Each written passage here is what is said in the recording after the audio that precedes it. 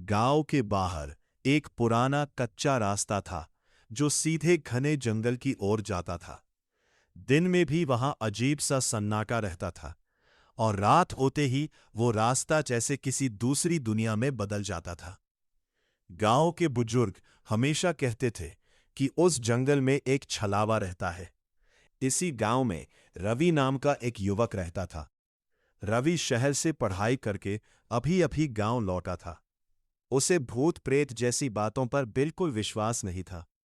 एक रात रवि के दोस्त मोहन की तबीयत अचानक बहुत खराब हो गई। गांव का डॉक्टर जंगल के उस पार रहता था। मजबूरी में रवि को रात में ही उस रास्ते से होकर जाना पड़ा। जब रवि उस कच्चे रास्ते पर पहुंचा तो हवा में अजीब सी ठंडक थी। चारों तरफ पेड़ों की परछाइयां हिल रही थीं। झींगुरों की आवाज और दूर कहीं से कुत्तों के भौंकने की आवाज सुनाई दे रही थी।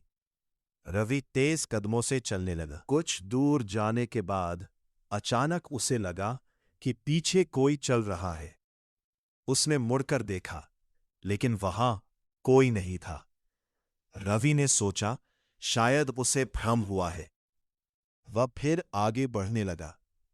तभी उसे रास्ते के किनारे एक बूढ़ा आदमी खड़ा दिखाई दिया। बूढ़े ने धीरे से कहा, बेटा, रात में इस रास्ते से मत जाओ। रवि थोड़ा चौंका। क्यों बाबा? बूढ़े ने जंगल की ओर इशारा किया और धीमी आवाज में बोला, यहां छलावा रहता है। वह किसी का भी रूप ले सकता है। रवि हल्का सा हंस पड़ा। बाबा, ये सब पुरानी कहानियां हैं। मुझे जल्दी जाना है। बूढ़े ने उसे घूरते हुए कहा, अगर रास्ते में कोई तुम्हें तुम्हारे जान पहचान वाले के रूप में मिले तो उसकी आंखों में मत देखना। ये कहकर बूढ़ा अचानक अंधेरे में गायब हो गया।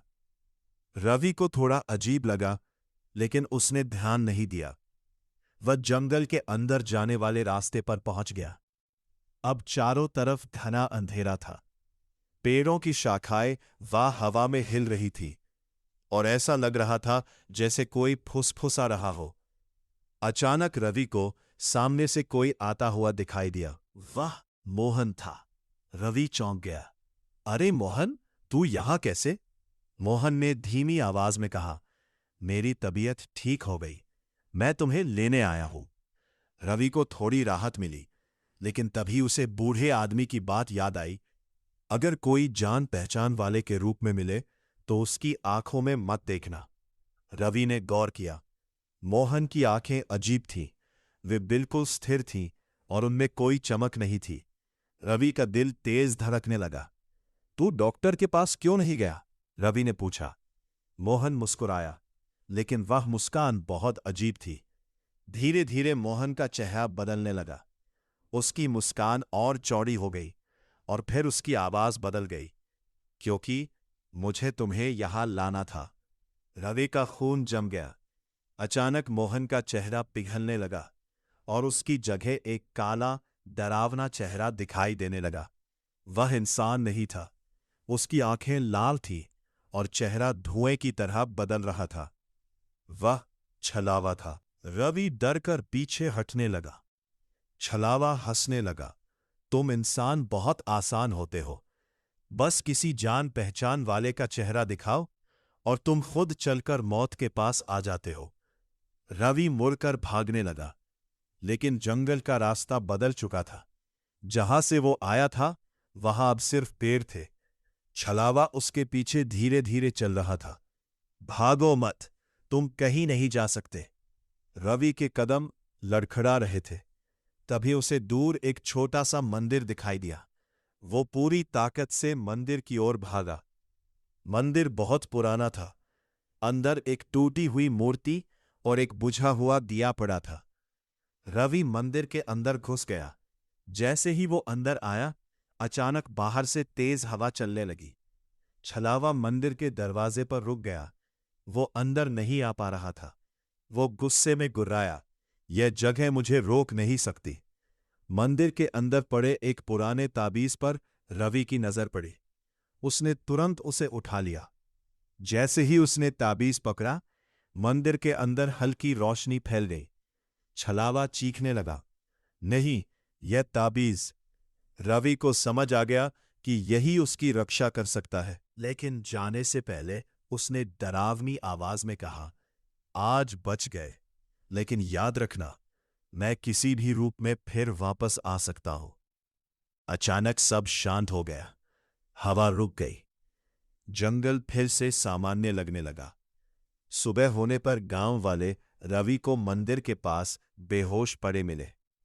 जब उसने सारी बात बताई तो गांव के बुजुर्ग चुप हो गए। उनमें से एक ने कहा, हमने तुम्हें पहले ही चेतावनी दी थी।